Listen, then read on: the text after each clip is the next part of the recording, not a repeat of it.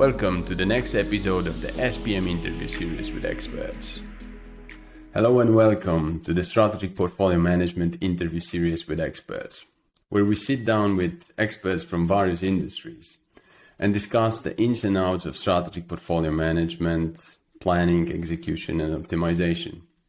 We decided to continue our 2023 edition of the interview series because we strongly believe that there is a huge potential in portfolio management for organizations to navigate the current uncertainty and global economic instability. Today we have a very, very special guest with us, the co-founder and CEO of Qvistorp SA, Jakub Lasota. Hello, Jakub. Good morning. How are you today? Hi, Qvistorp. I'm fine. Thanks. How are you? I'm doing very well. I'm very happy that we finally managed to schedule some time for this short interview. You have enormous experience in the field of not only portfolio management, but also in the financial sector. I know for quite some time you've been dealing with investment appraisal, various economic analysis, but you are also deep into the technology right now.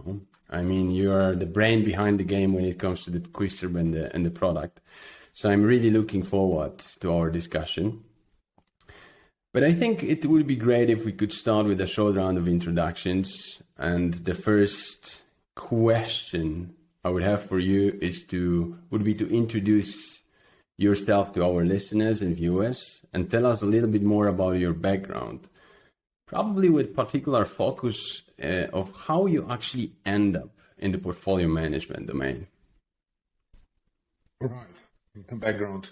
This is always interesting, or not, actually. Right. So my let's say education is in data science, but for most of my career I've been working in management consulting, working on exactly investment project appraisal space, and working with supporting management teams, top management teams in their strategic decisions, and therefore actually my experience led to starting up Qvistorp, which was an actual answer to my then customers' needs. While working on a big project for a blue chip company from Poland, I've noticed that there is a big gap in the process, the decision-making process, and there are lots of issues, technical issues, which may lead to bad decisions, or maybe not bad, but rather not optimal decisions. And those issues and those challenges were mostly related to the way the whole analytical process was performed, and the way that people dealt with complexity of investment decision making. Of course, we are talking about corporate investment. We are talking about so-called capital allocation and development of new strategic initiatives. And this whole thing started a while ago, and this particular customer I've been mentioning, he was very open to look for, let's say, unorthodox solutions to his problem. So then we proposed to make a software to support this process in this company, and this is how actually Qvistorp started. So for most of my life, I've been dealing with data, economic data, modeling, decision support, decision criteria. Those kind of things which are crucial for let's say strategic management, basically. Right. I mean, it's interesting you mentioned data, and I mean, it's probably no wonder for anybody that data is the new gold, but you also need to be very smart about the data you collect. We'll get back to that. But first, let's dig into the portfolio management a little bit. I mean, you mentioned a complex matter. You mentioned that you spotted this niche, this particular challenge while working on a customer project, and this is how Qvistorp started. I mean, to solve the real challenges organizations have. Like, can you elaborate a little bit more on your specific approach to portfolio management? Like, how do you go about it? What is it actually? So, I mean, for many organizations and people who are let's say, corporate professionals, portfolio management is more or less about managing multiple projects. So this whole portfolio management is quite often interpreted as, let's say, multiple project management, and therefore it falls into project management domains. Project management is about executing the project in scope, in budget. Of course, I'm simplifying, but this is more or less about that. While for me, portfolio management is about making the right decisions. And that's the main difference, because in project management world, usually the decision is already made. So we are not considering whether should we do it or not. We are rather thinking about how to do it in an excellent way, in scope, in budget. So this is the main difference. And for me, portfolio management deals with the way we are making our decisions, and of course with the decisions themselves. So it's about decision making, and that's the main, let's say, the general thing here. And it's quite difficult sometimes to convey this message, that it's about doing the right projects, not about doing the projects right.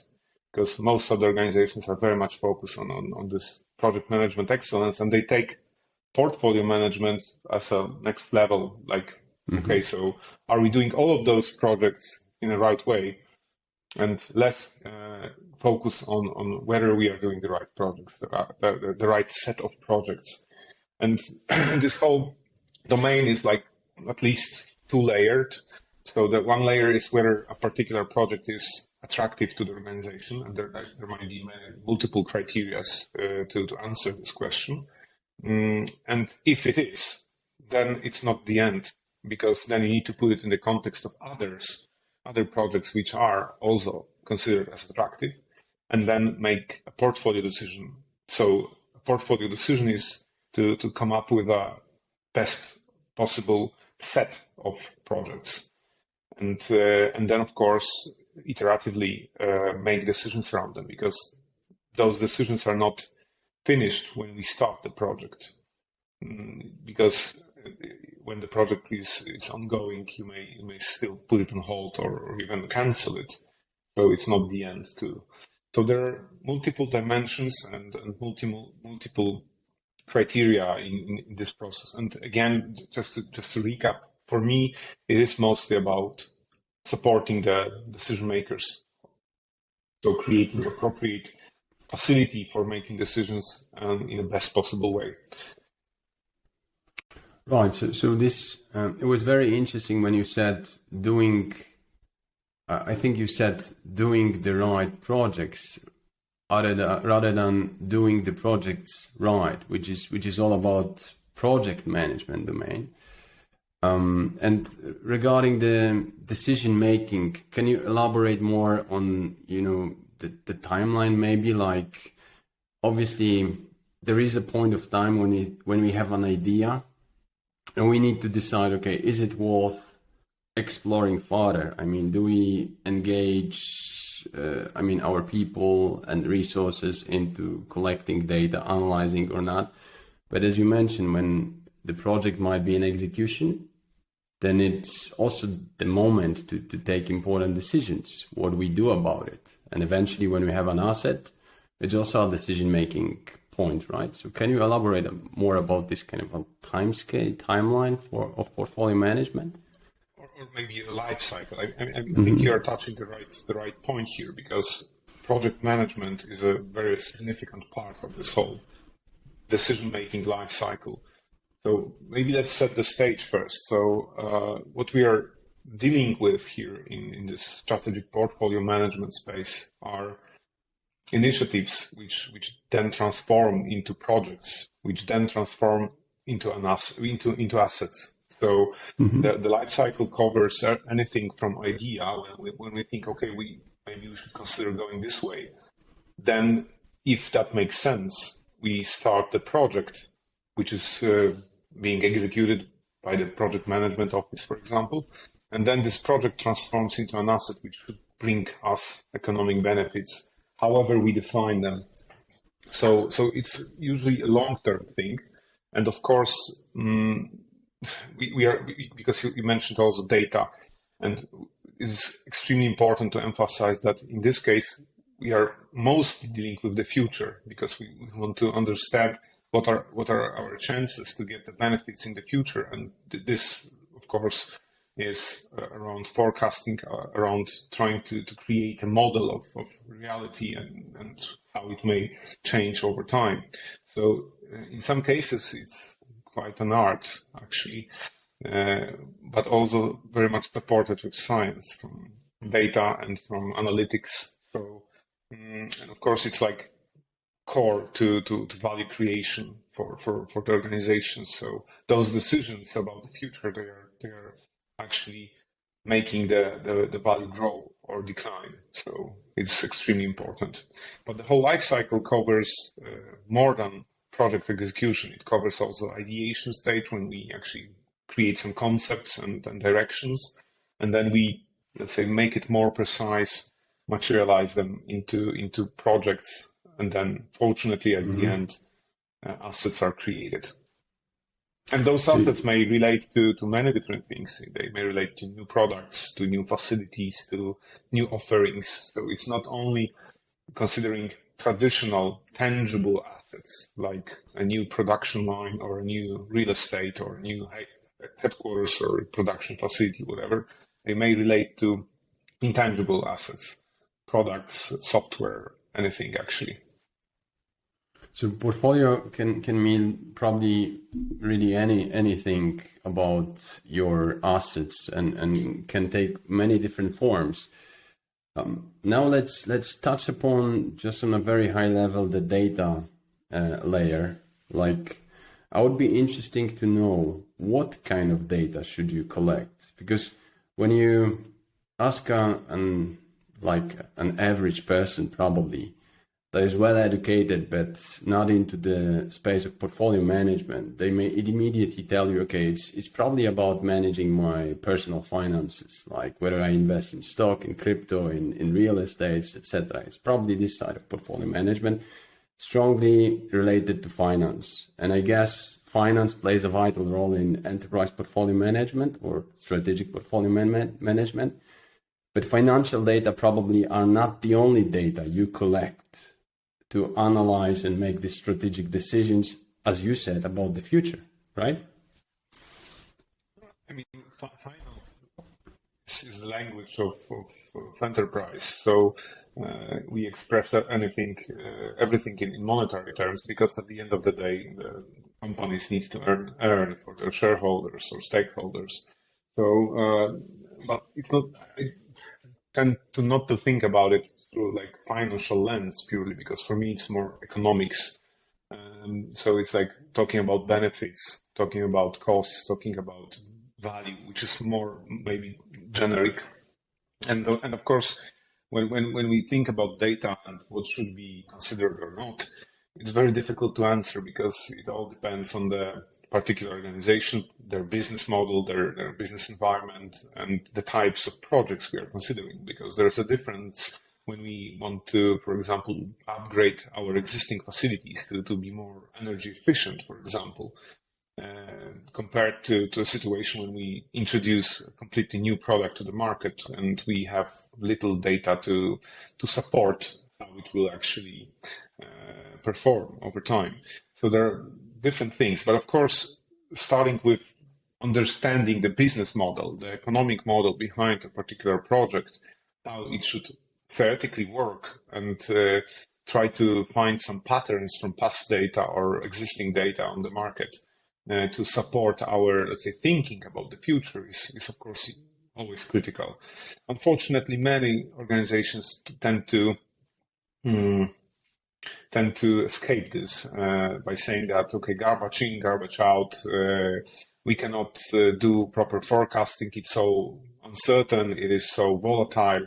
Of course it is, but it's always better to look for those patterns and to try to at least unveil part of the truth than to not do that, basically. So there's a huge gap between doing some, let's say, planning, which is burdened with uncertainty, against not doing that at all and just going there blindly and making their decisions without any premises. So yeah, it's again, I will probably use quite a lot this word complexity, but it is complex matter, and it's strategic. It's complex, and there are no simple answers, and you won't find any simple answers from me today. Right, I got it, but I understand what you're saying. I mean, and I like that you say that portfolio management can actually help to manage this uncertainty that is all around us. I mean, we have a new buzzword since a couple of years, probably. Now, the VUCA, volatility, uncertainty, ambiguity, and without a doubt, we have many situations and so many fronts that we have to deal with. But coming back to the data, and the building a business model is probably one thing, but right now so many organizations are speaking, and business leaders are talking about shareholder versus stakeholder value, and this is probably so much connected to the ESG strategy. And I want to understand whether this type of less quantitative data and more of a qualitative data sets can also play a vital role in portfolio management. So you not only look at the NPV, IIR, and the financial modeling, but you look also at different types of data. What could these different types of data be? So first of all, stakeholder economy versus shareholder economy. Shareholders won't exist without their assets having stakeholders. So this is quite obvious. Of course, it's a new trend to say about that, but I think that for experienced managers, that was obvious for decades, that stakeholders environment is extremely important, and we need to take care about that. But coming back to your question, I mean, again, there are multiple factors. Some of those factors which are influencing our decisions, and they are supporting or not their strategic directions, they are quantifiable. So we can try to use some kind of, let's say, mathematical models to let's say, process this and draw conclusions, while others are more elusive and they're more difficult to quantify. And again, it is a process which needs to take into account as many factors as possible and in a as transparent way as possible. So yeah, we need to include multiple different things into our decision processes, and it's not only about creating return on investment. It's not that simple, unfortunately. Or fortunately, I mean, if organizations start looking not only at the ROIs and NPVs of this world, and then they also look elsewhere. And like right now, let's discuss a little bit of the risk versus return balancing, and how can you actually make the right decisions on the portfolio level, on all the new initiatives that are out there, taking into account the various risk levels, returns. How can you optimize and balance the portfolio? I mean, first of all, you need to understand that the link between risk and return is something which is almost impossible to let's say, disconnect. So the more the more there is risk, the higher is the expected return, and this is like a basic principle of economy. So the first step on this journey is to understand that there are different project types with different risk and return profiles, and depending on your strategic position, depending on your strategy basically, you may decide to go to look for more risk and more return, or to be more conservative with your strategy. So classification and transparency in what you are planning to do, what class of risk and return does it fall, is like the first step on the journey. And then if you have it, let's say, clear and understandable that, okay, I have 10 projects of this profile and 20 of this profile, and I can pick from them and construct an optimal portfolio which reflects my strategy. It is like your conscious decisions about whether you are more risk averse or less risk averse. Are you looking to take risk or not? Are you following more conservative strategy there? So first of all, you need to understand what kind of risk profiles you have, and basically try to answer the question which kind of risk path you would like to follow. So yeah, this is like a straight answer here. Right, and probably in your entire portfolio you should have well-defined and optimal balance of different project types or initiative types that there might be of different classes and as you said, risk profiles. So there will be some of low risk, low return type of initiatives, and some of the high risk, high return initiatives out there.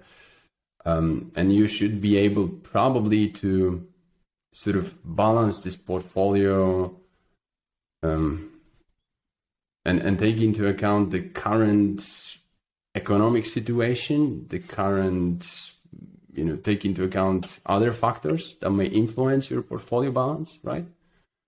At any given time? I mean, the most straightforward way is to think through this sustain versus grow business kind of perspective. So if you're looking at new initiatives, you may look for, first of all, to sustain your existing business. So in many cases, you need to replace some of the assets to be able to sustain the existing level of your business. It's not about growing, it's not about expanding, it's about sustaining. So if you take a very traditional manufacturing example, and again, I will refer to the production line, because I believe still that those kind of examples are quite easy to understand. So if a production line is almost over with its life cycle, so it's almost, let's say, unusable,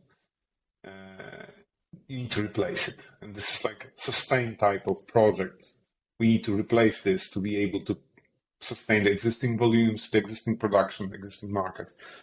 So this is like one bucket. In many cases, it's called mandatory projects, reproduction projects.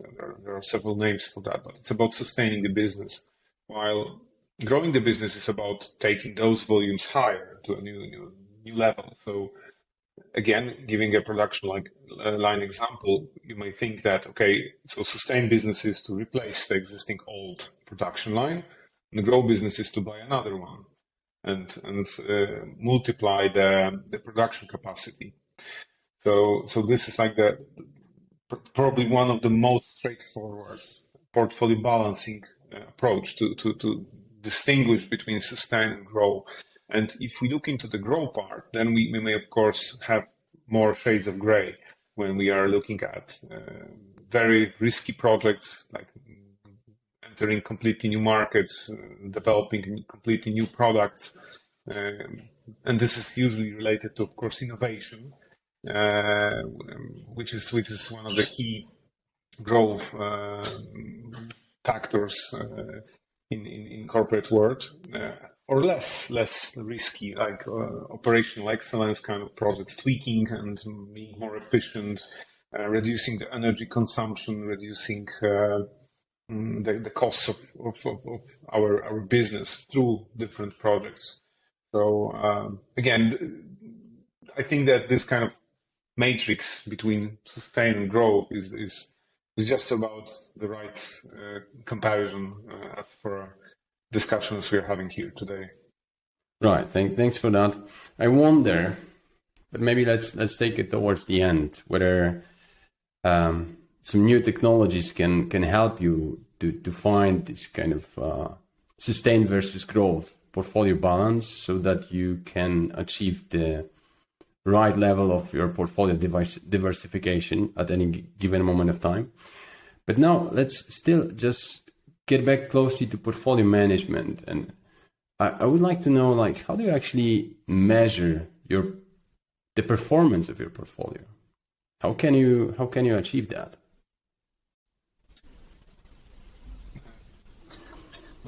To refer to complexity again, because let's make it like a side story here, because again the answer will be complex. I'm strongly against today's approach that everything needs to be simple. People cannot focus on reading too much. They need to have 3 bullet points to understand something. And my claim is that it is impossible to make some things simplified too much. Some things are just complex. And those business decisions we are talking about, they are extremely complex. What we can do is to bring some standardization, some transparency, some clarity, some degree of simplification, but we cannot reduce the complexity. So this complexity thing will be my leitmotif today, against the tide, because many would expect that, I will explain that in 3 simple words, and it will be so easy to digest, and it's not. Sorry for that. So measuring performance of portfolio is complex. And we have multiple criteria, multiple KPIs, multiple approaches. And inside of those, there are still some loose ends and some niches and some exceptions. Therefore, it's quite a, let's say, complicated matrix of different things. Of course, those methods and tools and decision criteria, they are usually relevant to a particular business. Of course, looking into that and looking for some standardization and some degree of simplification is absolutely the right way.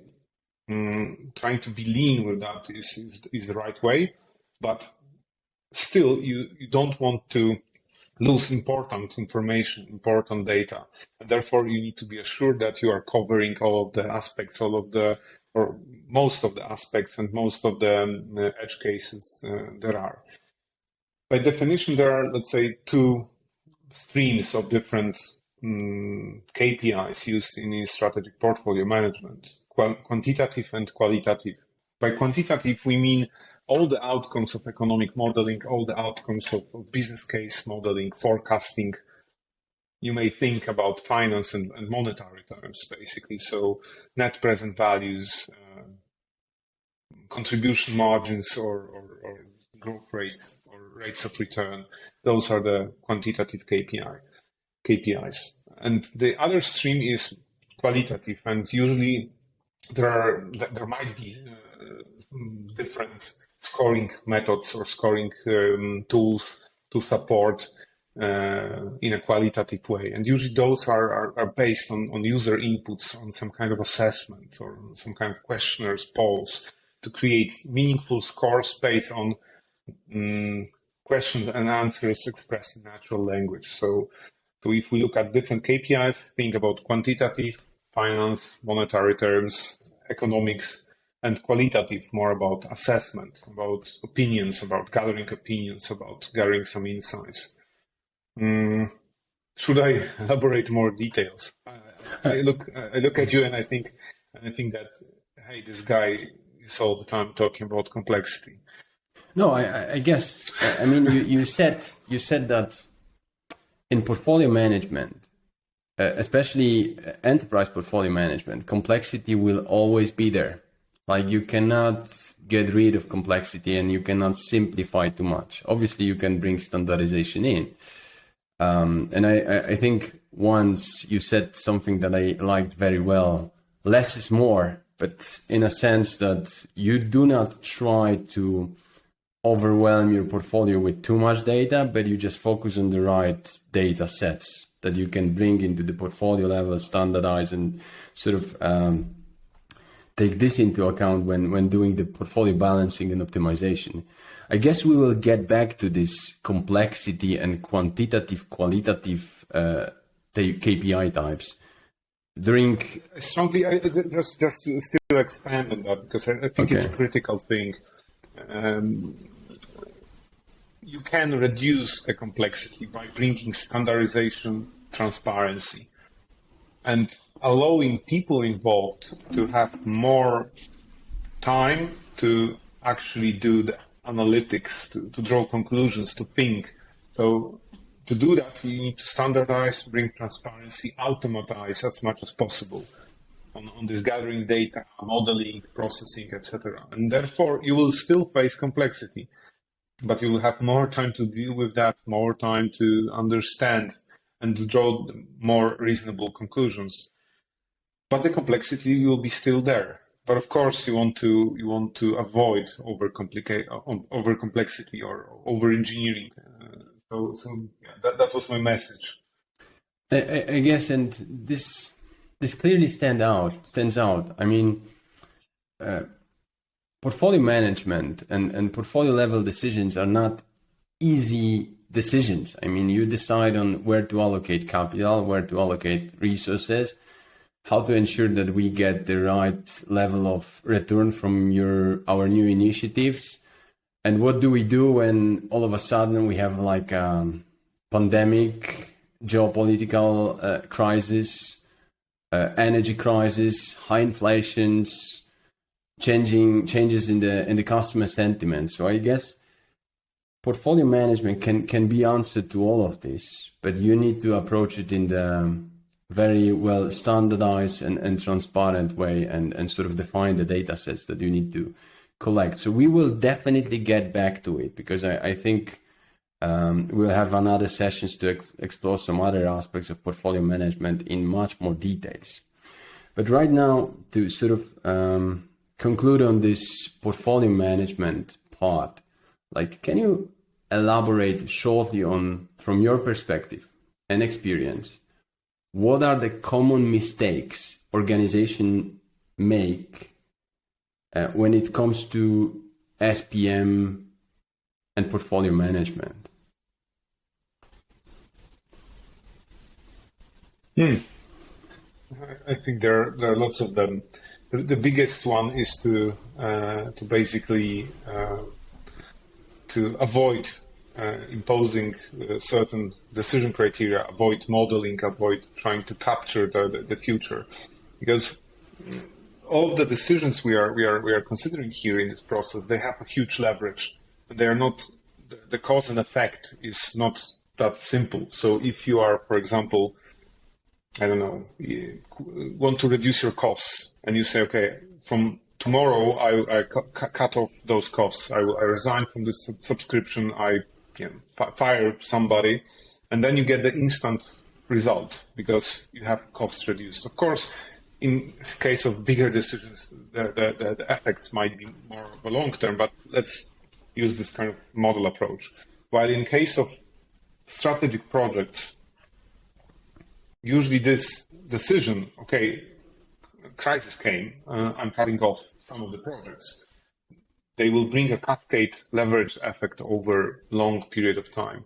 And in some cases, this effect is only limited to financials. So again, coming back to this production line example, so we planned to build the second production line to expand our capacity. And yesterday a crisis came, and we need to make some kind of profit-saving decisions, or at least we think we should do those decisions. And then we say, okay, we put this project on hold.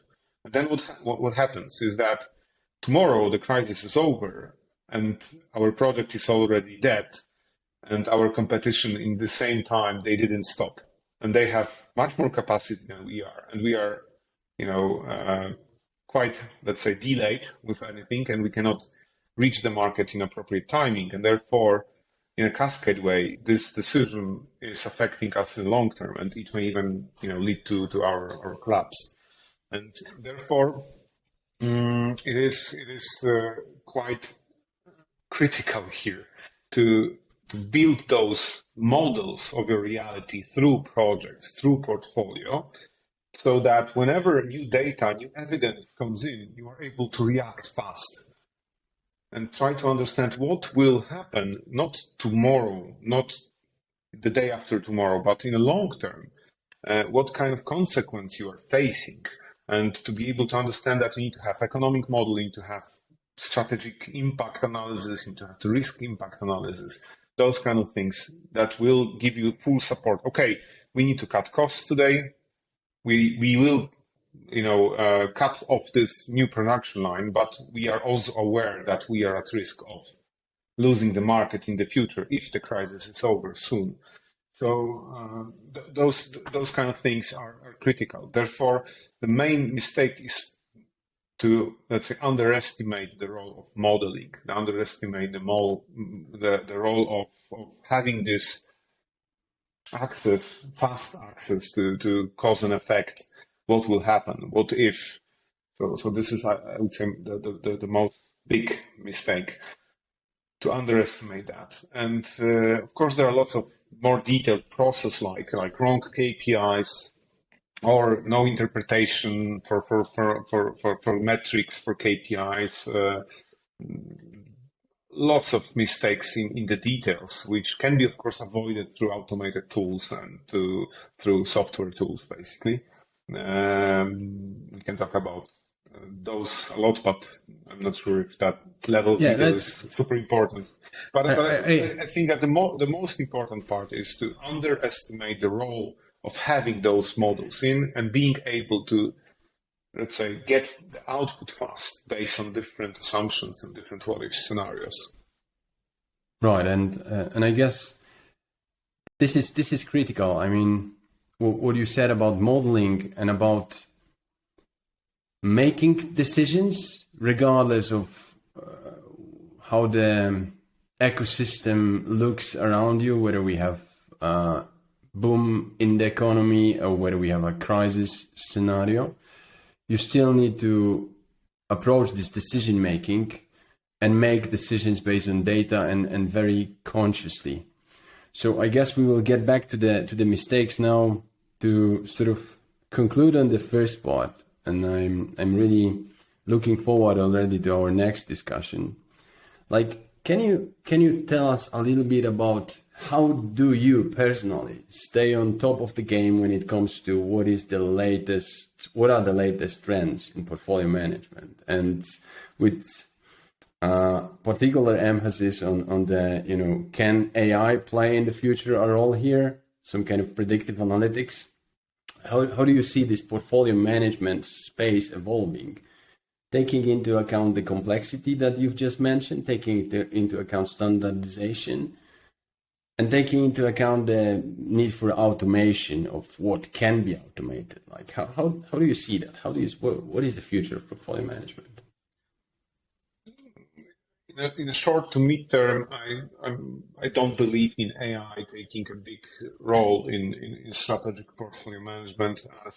This would basically mean that somebody has a crystal ball and can predict the future. We can talk about deterministic models of the universe and quantum physics, but it's not there yet. And we are usually considering long-term processes which cannot be forecasted based on historical data in a straightforward way. So, of course, predictive analytics, some trend analysis, some supportive tools which will help us to at least reduce the number of mistakes in our models of reality, they are absolutely possible, and this will be a growing trend.